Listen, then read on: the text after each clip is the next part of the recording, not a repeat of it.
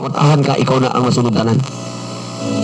Apay kanang script iso na na. Ano magbuot mo? Ako aman eh. Ha? Kumawala ni dili man kamoy ma-purdoy ako man. Hallelujah. Tapi na maminog ka ng tambag. May tanaw niya iyang may isuon. Wag gani may mahimo. Nasaligan mo sa kuha. Tamang tambag pa mo. Hallelujah. Mag-isuon ka sa karamit mo. Makarabit ani dahil makarabit ani isuon. Na ang kwartahan ng isuon mao ang gagong tingog. Mao masunod. Pinahalos maminaw tambag sa iyang mga ang uban na mo kay namilom lang kadi man makatingog. Pero tinuod ng mga lagad sa Dios. Kabalo maminaw. Kabalo upaubos. Kay ang gipuy-an sa Balang Espiritu Santo may gugma, may kalipay, may kalinaw, may kaluoy, may pailog, may kaayo, may pagkamaminatudon, pagkamapumsanon, o pagkamapinugnanon sa kaugalingon. Kay unang gugma na igsuon, nagisbutan, nga mo-produce niya sa mong kaugalingon, kigipuy-an ka sa Balang Espiritu Santo. Ang gugma, mapailobon o malulion. Dili kini mapaitas-on o mong garbuso o tipangambong. Ang gugma dili mapaitas-on o bastos. Ha? Ang gugma dili mamugusi ang kanguling kagustuhan. Ang gugma dili masukano o madumtanon. Ang gugma dili malipay sa dotan kundi sa kamatuoran. Ang gugma mapailob, mutuo, mulaog, o mula hutay kayon. Muna ang gugma igsuon. So kung ikaw o sa kakristohanon na napanalanginan, nagitalaag panalangin sa Diyos sa mga material mga butang, hindi ta mahimong dalo. Hindi ta maghari-hari. Hindi ta mahugyano. Hindi kita mo ikakong tingog. Hindi nagpabilintang mapabsanon, huwag mo alagad sa tanan. Sama kang Jesus. Ikaw daw kuno, ako, kita, na nag-alagad sa Diyos, o ilang anak sa Diyos. Bato na nato ang huna-huna, lagi bato na ni Kristo. Tapos sa Diyos, wasa ng pabiling tupong sa Diyos. Kung hindi, may paubos siya, huwag nahimong palipon. Amen! Hallelujah! Nasod man na, pero tungod kay nakita na to na ang Diyos ang higugmaon tungod sa butang na diin atong nakita na siya Diyos na higugma ka na to. Kaya ingon ang pulong sa Diyos ang matong nagugmamaw kini. Dili kita ang unang naghigugma sa Diyos kundi siya ang unang naghigugma ka na to. Ang pasabot, kung higugma ka sa Diyos, ang naisod kitang may higugma ka niya. Kaya ang gugma niya isuon, gilaan niya sa mga katawan. Amen. Ikaw ang lungdan. Hallelujah. Di man kang kuwa lang gitatagda sa Diyos. Pakamatlan ka sa iyang butong anak. Iya kang ihalad iyang butong anak. O ka nang paghalad sa butong anak, siya hindi na basta-basta. Kahimo lang na sa tao na higugma. Kahimo lang na sa nahigugma. Muna ang Diyos isuon. Di lang kayo nahigugma sa tuwa. Kundi nahigugma sa pag-ayo ka na to. Huwag tayo nag-iingat ta. O malandungi unsa kadako abay guma sa palandungi ninyo unsa kadako abay guma sa Dios kaninyo. Mamasala pa kamo. Si Kristo na pakamatay alang kaninyo.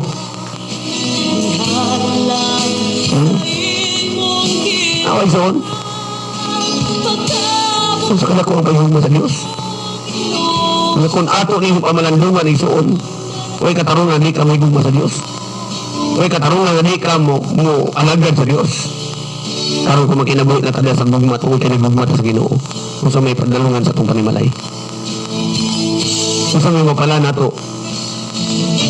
Kung sa may tabo sa sulod na to sa itong pamilya. Na ay harmonya. Kaya na may pagtinabangay. Na ay pagpinasayloay. Na ay pagdinawatay. Na ay pagtambayayungay. Sa dihang ato ng himuon isuon kay nagkahigmay ta na ay panahiusa. Mabato na ito ang higpit ng panagiusa. Nagpasabot mo sumulan ang kalipay. ang kalinaw. Amen. Harmonia. Oh. Harmony na harmonious nga panag-uban. Ang kasabot malinawon, malipayon. Order. Amen. Hallelujah. Og kanang butanga isuon nga tamdan sa maong pamilya. O sa matag pamilya mo ni mudan ag ngadto sa katilingban. Amen. Hallelujah. Dalay ko ng Diyos. So, I hope nga naatay na kutlo. Naatay na nabatunan karon nga mga panalangin nga gikan sa Dios kay espirituhanon. I hope nga inyo ning tamdan, inyo ning ibutang sa inyong kasing-kasing una-una. Magampo ta nga dili ni makawat sa kaway kay mian sila bagay siya pagpangawat pagpatay ug daglan. No? Kasama sa kuha ni Ginoong Hesus sa iyang paramuno sa seeds isuon. No, sa magpupugas. Naday na pugas sa dapin sa kalsada. Naday na napugas sa kabatuan. Naday na pugas sa kasipilitan. Unay na pugas sa tabunok na yuta. Kung mayutang na sa kalsada isuon, dito na tayo. Nawala ka dahil ang seeds. Wala nakaturok. Kaya nga gikawat sa langgam. Ituhak sa langgam. Nga na sa bisuon ang pulong sa Diyos. Pwede siya nang mawala. O kay tuhakon sa kaaway. Muna iso mag-ampo tani ini. So kung napanalaginan ka, pasalamati ang Diyos. Dili ako. Ang Diyos may pasalamati. Igamit na po sa Diyos. Amen. Manuwa akong gapay na ila. Manuwa kay laing pasalamatan ang Diyos. Amen. Siya lagi pasalamatan na to. Ayaw pag una nga, ay, napanalaginan yung kuha ni Tuhan na ba? Ayaw, dili ako napanalangin mo isuon. Ang Diyos may napanalangin mo. Ha? Ibura na ko sa imong panguna-una. Ang Diyos may isintro. Si Jesus may isintro isuon nga nagamit na ako. Ha? Sama ra sa kwarta. Ayaw na higuma ang kwarta. Higumaw na ang Diyos.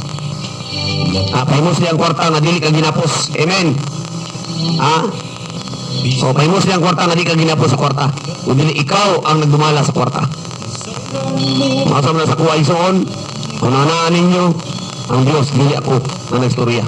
Kung napanalaginan man ka sa ato ang mga pagpaabot, ang Diyos may naghimo na ini. Ang Diyos iyan ang kabubuto ni Soon. O siya nagamit ka na ako para maabot ka ninyo ang mensahe na makapadasig ka ninyo.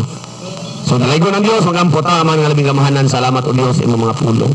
Namong gipunan, nga diin, naghatag ni Lord God ka namong kusog, naghatag ka namong kalibon, na revive ni Ginoo.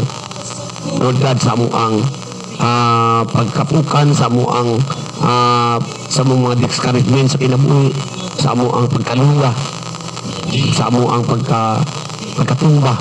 Kapan salamat Ginoo nga naa ka. Nagbigon ka namo, nagbangon ka namo. Hallelujah. Kaya mingon man kasi mga punong kinsa katong ibug at ang gapuyan. Doon ka po, kamo ka na ko kay papalayon ko kamo. Salamat Ginoo nga ikaw gid mo doon kanila pinagis mo mga punong o Dios.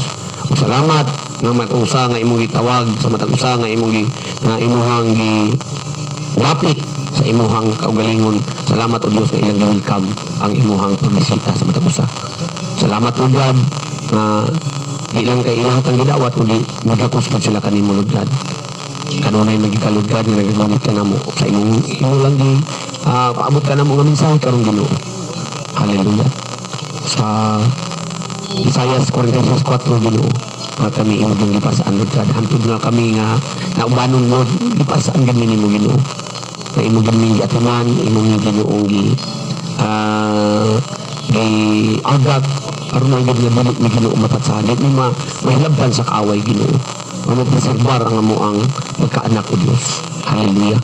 Aron may payon o naami katagbawan o kapahulayan Ginoo kay sa mga kamot o sa mga bukton Lord God makabaton din kinuod nga kapahulayan sama sa bata Ginoo nga nasa bukton sa inahan.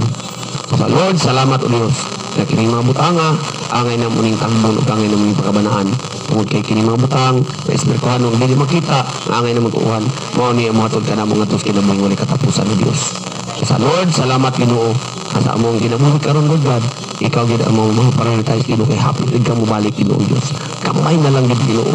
Kung tanaw na mo Lord God ang mga propesiya sa Biblia, bisan gani ikaw gini Jesus nga nagpropesiya, ang imong mga propesya nagapangitabo na gyud.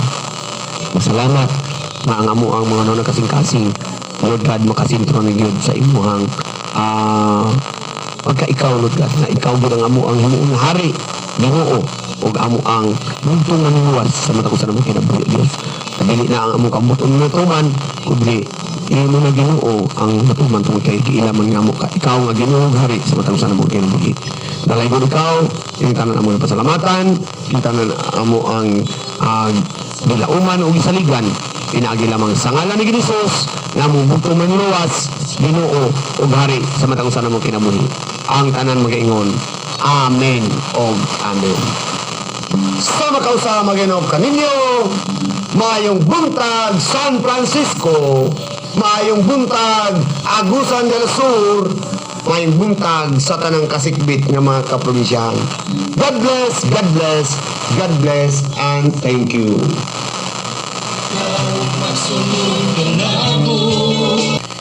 Walay bisag usa ka bato dinhi nga magpabilin sa naymutangan niini.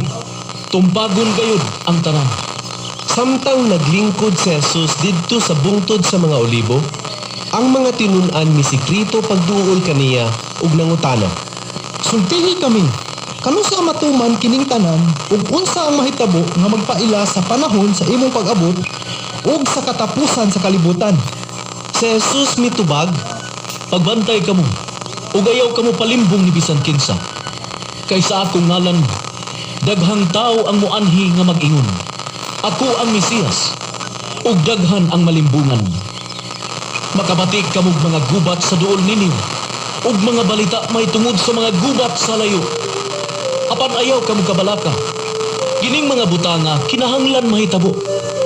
Apan wala kini magpasabot nga mauna ang katapusan. Maggubat ang mga nasod ug mag-away ang mga gingharian. May mga kagutom ug mga linog sa tanang dapit. Kining tanan sinugdanan pa lang sa mga kasakit. Unya, dakpon kamo sa mga tao aron sakiton ug unya pakyon. Kasilagan kamo sa tanang katawhan tungod kanato. Ug daghan unya niadtong panahona ang mobiya sa ilang pagtuo. Magbudhiay ug magdungtanay sila. Unya, daghang mini nga mga propeta ang nanungha ug daghan ang malimbungan. Ug tungod sa pagdagsang sa daotan, mabugnaw ang bugnaw sa daghang tao. Apan maluwas ang magpadayon hangtod sa katapusan. Ug kining maayong balita may tungod sa paghari sa Dios. Iwali ngadto sa tibuok kalibutan aron masayod niini ang tanang tao ug unya moabot ang katapusan. Unya, makita ninyo ang makalilisang nga talan-aw nga giingon ni Propeta Daniel nga magtindog sa dapit nga balaan. Alang sa magbabasa, sabta ang kahulugan niya. Unya ang mga tao nga naa sa Judea, kinahanglang managan ngadto sa mga bungtod. Ang tao nga anaa sa atok sa iyang balay, kinahanglan nga dili manaog aron pag